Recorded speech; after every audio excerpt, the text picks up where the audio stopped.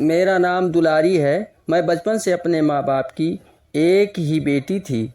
वैसे मेरे 2 भाई थे, परंतु मैं इकलौती पुत्री होने के कारण मुझे हर बात की छूट थी। मैं बचपन से सजने संवरने की सजती और संवरती थी। मेरे माता पिता मेरे लिए एक छोटा सा ब्यूटी पार्लर अपने घर में ही बनवा रखा था।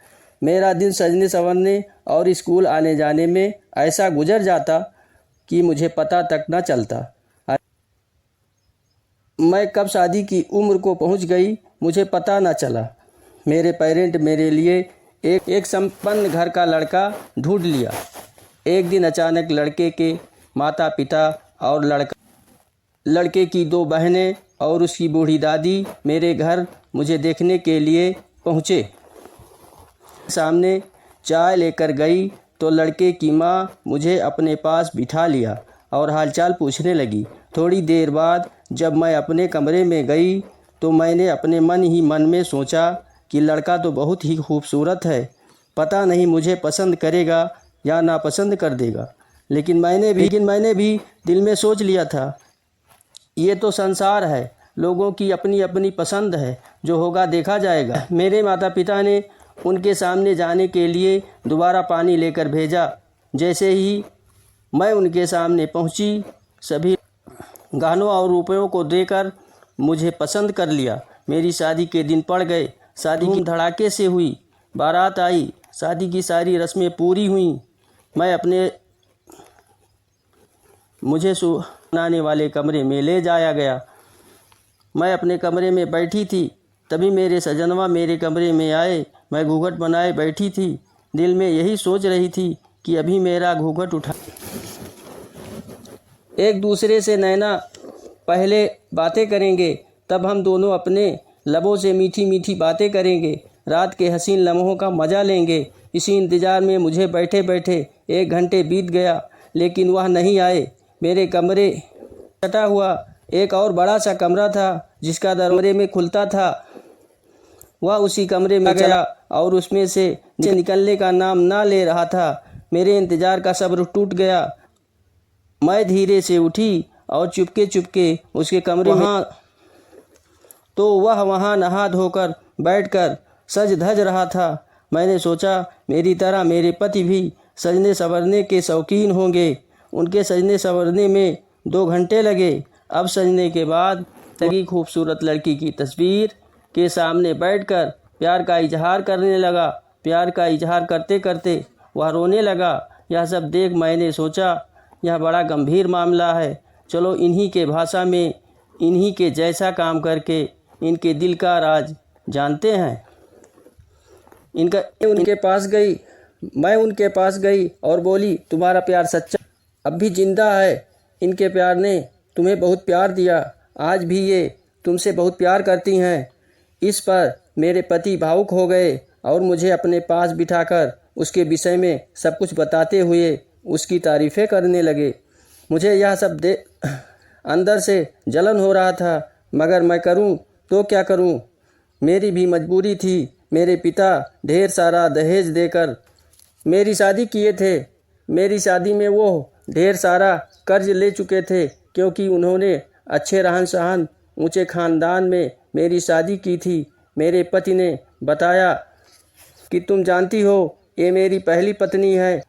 शादी के 2 माह बाद हम दोनों घूमने मार्केट गए। मार्केट से ढेर सारा सामान कार में रखकर लाए थे। सारा सामान हम दोनों ऊपर के कमरे में रखने जा रहे थे कि सीढ़ी से मेरी पत्नी का पैर फिसला और वह चित गिर पड़ी। पैर फिसला और उनके सिर के पिछले हिस्से में ऐसी चोट आई कि हॉस्पिटल ले जाते ही वह हमें अकेला छोड़कर इस संसार से चल बसी। मुझसे मेरा साथी छीन लिया। उसे छीनना ही था तो क्यों मुझे अकेला छोड़ दिया? मुझे भी इनके साथ उठा लेता। यह कहकर फूट फूट कर रोने लगे। मैं भी झूठ वह बोले, तुम क्यों रोती हो? मैंने कहा ऐसी नेक औरत के लिए मुझे भी रोना आ रहा है। अब तुम अकेले नहीं हो, मैं भी तुम्हारे साथ तुम्हारे दुख और सुख का भागीदार हूँ। यह सुनकर वह मुझसे लिपट गए और बोले, जब से वह साथ छोड़कर गई है तब से कोई मेरा साथ नहीं दिया, लेकिन तुम बहुत अच्छे से मेरा साथ दोगी। बातें करते करते हमें नींद आ गई। हम दोनों बिना सुहागरात मनाए सो गए। आकर बैठी और बातें करने लगी। तभी उसकी भांजी चाय नाश्ता लेकर मेरे रूम में आई।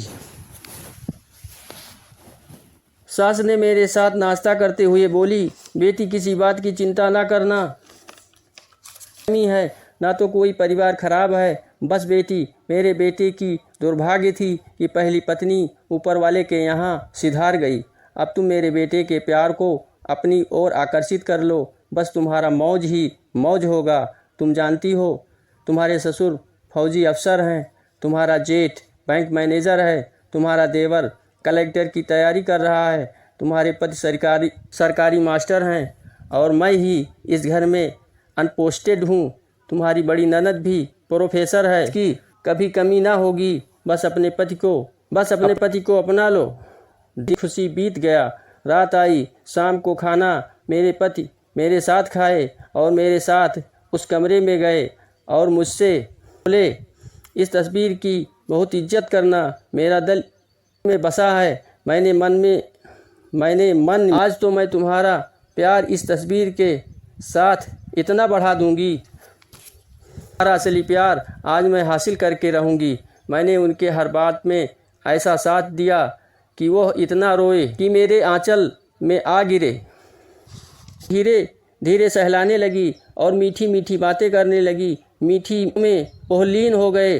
तब मैं उनके जिस्म को सहलाने लगी। अब क्या था, उनका भी मन करने लगा। वो मुझे किस करने लगे। वो अपने बाहों में भरकर प्यार करने लगे। हम दोनों प्यार के सागर में डुबकी लगाने लगे। उनको मुझसे बड़ा आनंद मिला। उसी आनंद में डूबे हुए हम दोनों को नींद आ गई और मेरी सुहाग रात का काम तमाम हुआ। अब वो हर रोज़ उस कमरे में मेरे साथ आधा घंटे के लिए जाते, बाकी समय मेरे साथ गुजारते। शाम को आते समय मेरे लिए अच्छी अच्छी चीज़ें लाते और ढेर सारा मुझ पर लुटाते। ऐसा होते होते मैं चंद महीनों में मैं गर्भवती हो गई। मेरा देखभाल घर वाले बहुत अच्छे ढंग से करने लगे। दिन पूरे होने पर मेरे आंगन में एक पुत्र आया। सारे घर में खुशियां ही खुशियां दौड़ गईं और मेरा जीवन धन्य हो गया।